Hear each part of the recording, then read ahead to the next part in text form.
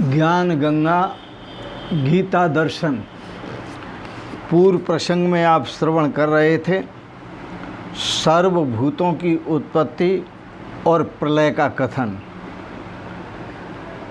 आज आप श्रवण करेंगे सर्वभूतों की पुनः पुनः उत्पत्ति का कथन।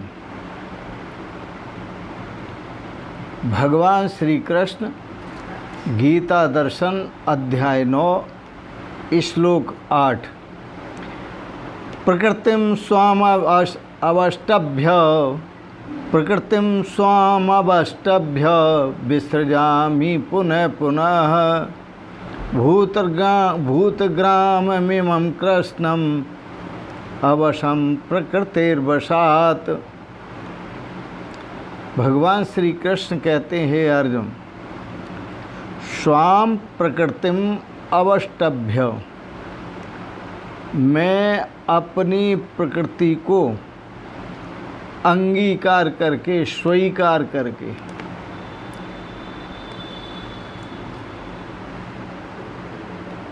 प्रकृति वशात, स्वभाव के बस से अवशम परतंत्र हुए,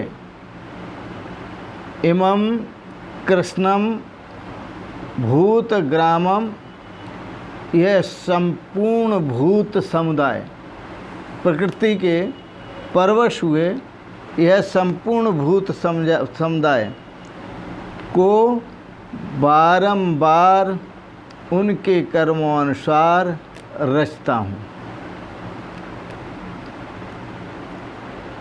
मनुष्य का जो जन्म होता है वो उसके कर्मों के अनुसार होता है। जैसे कर्म होते हैं वैसे ही योनि मिलती है और वैसे ही जन्म होता है। भाव को श्रवण करें। भगवान श्री कृष्ण कहते हैं, अर्जुन, अपनी त्रिगुणमयी माया को मैं स्वीकार करता हूँ। अर्थात यह जो शरीर है यह त्रिगुण आत्मक है, जिसे कारण शरीर कहते हैं, वो त्रिगुण आत्मक है, सत, रज और तम। इसमें 3 तत्व हैं और जो सूक्ष्म शरीर है उसमें 17 तत्व हैं।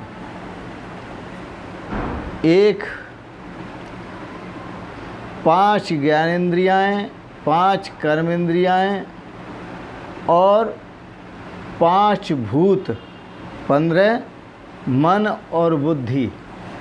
यह 17 तत्व हैं, जिसके लिए शास्त्र में कहा है सप्तदशावयवानि लिंग शरीराणि पंच ज्ञानेन्द्रियाणि पंच कर्मेन्द्रियाणि वायु पंचकं चेति।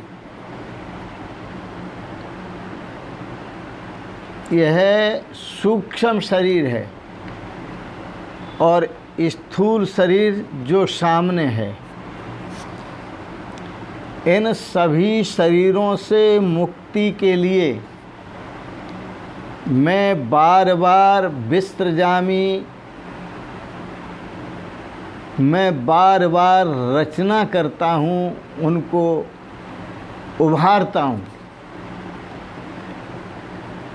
प्रकृतिर्वशात, प्रकृति के वशीभूत हुए, माया के वशीभूत हुए, कृष्णम संपूर्ण भूतमिमं ग्रामम, यह जो भूत समुदाय है, पूरा का पूरा भूत समुदाय, यह अपनी अपनी प्रकृति के वशीभूत है, अपने अपने स्वभाव के वशीभूत है और प्रकृति के वश में होकर के ये जन्मते हैं, मरते हैं, जन्मते हैं, मरते हैं। इसलिए इस जन्म मरण से मुक्त करने के लिए, जन्म मरण से छुटकारा दिलाने के लिए विसृजामि पुनः पुनः, मैं बार बार इनकी रचना करता हूँ।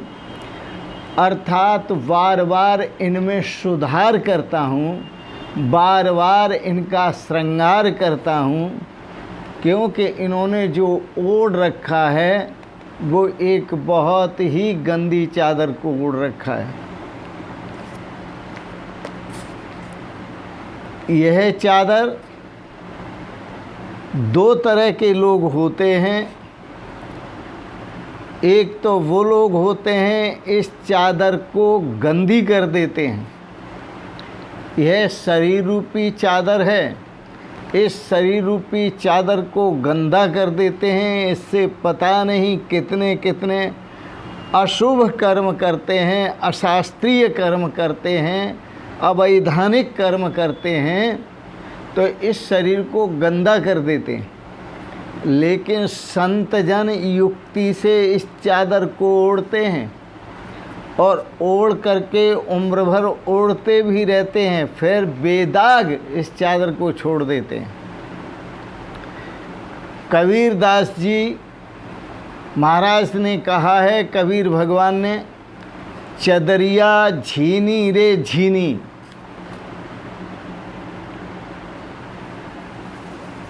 चदरिया झीनी रे झीनी, ओढ़ ओढ़ भक्तन धर दीनी। ओढ़ ओढ़ करके भक्तों ने रख दी और ज्यों की त्यों अब दूसरे उसे ओढ़ रहे हैं। कहने का अभिप्राय कि जो सदाचरण भक्त करते हैं, जो सद आचरण संत करते हैं, वह सद आचरण करके एक मार्ग बनाते जाते हैं। तो महाजनों ये न गतः स पंथ, महापुरुष जिस सदाचार से गुजर जाते हैं, पीछे चलने वाले उसी सदाचार का अनुकरण करते हैं। रास्ता क्या है? बोले जिस रास्ते से महापुरुष गुजर गए हैं वही रास्ता है। बड़ा सुंदर है।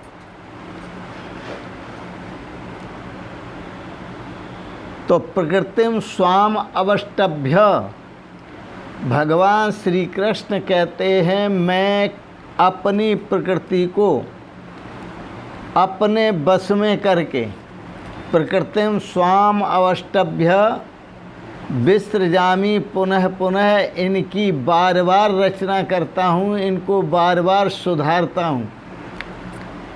भूत ग्रामम इमम, यह जो भूत समुदाय है इसका विसृजामि पुनः पुनः, मैं इसका बार बार सुधार करता हूँ, बार बार रचना करता हूँ। क्योंकि कृष्णम ही अवशम प्रकृतिर्वशात, कि ये विवश हैं और विवश होकर ही इस प्रकृति के वशीभूत हैं।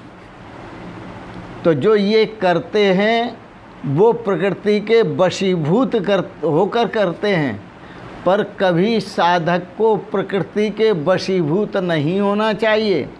भगवान कहते हैं प्रकृतिम स्वाम अधिष्ठाय, प्रकृतिम स्वाम अवष्टभ्य, मैं अपनी प्रकृति को स्वीकार करके, मतलब अपने स्वभाव को स्वीकार करके, मैं अपने निर्विकार स्वरूप में स्थित होकर के कार्य करता हूँ, जिससे मुझे कोई भी कार्य लिपायमान नहीं होता।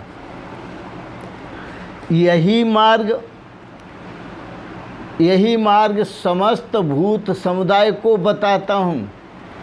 आप अपने स्वरूप में स्थित होकर कार्य करें तो कभी भी आप कर्मों में लिपायमान नहीं होंगे, सदा मुक्त रहेंगे। तो समस्त भूत समुदाय को बार बार सुधार करके उनको उद्धार करना चाहता हूँ और उनको मुक्त करना चाहता हूँ। बड़ा सुंदर है।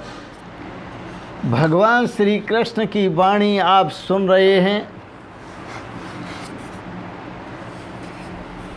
एक पद आपको सुनाते हैं, बड़ा सुंदर है, महापुरुषों का रचा हुआ, बहुत सारा भाव भरा हुआ है इसमें। इस काया का होवे विनाश है, तू तो साक्षी स्वयं प्रकाश है। यह जो शरीर है इसका तो नाश सुनिश्चित है, लेकिन तुम इसके भीतर रहने वाले साक्षी आत्मा हो, वह बिल्कुल निर्विकार हो, प्रकाश स्वरूप हो। इस काया का हो वह विनाश है, तू तो साक्षी स्वयं प्रकाश है। पंचभूतों का तन यह सारा, तू तो दृष्टा है जाननहारा। यह शरीर पंचभूतों का रचा हुआ है, तुम इसके साक्षी हो, दृष्टा हो। पंचभूतों का तन यह सारा, तू तो दृष्टा है जाननहारा। तेरा घट घट में दिखे निवास है, तेरा घट घट में दिखे निवास है। तू तो साक्षी स्वयं प्रकाश है, तेरा घट घट में दिखे निवास है। तू तो साक्षी स्वयं प्रकाश है। इस काया का हूँ वह विनाश है, तू तो साक्षी स्वयं प्रकाश है।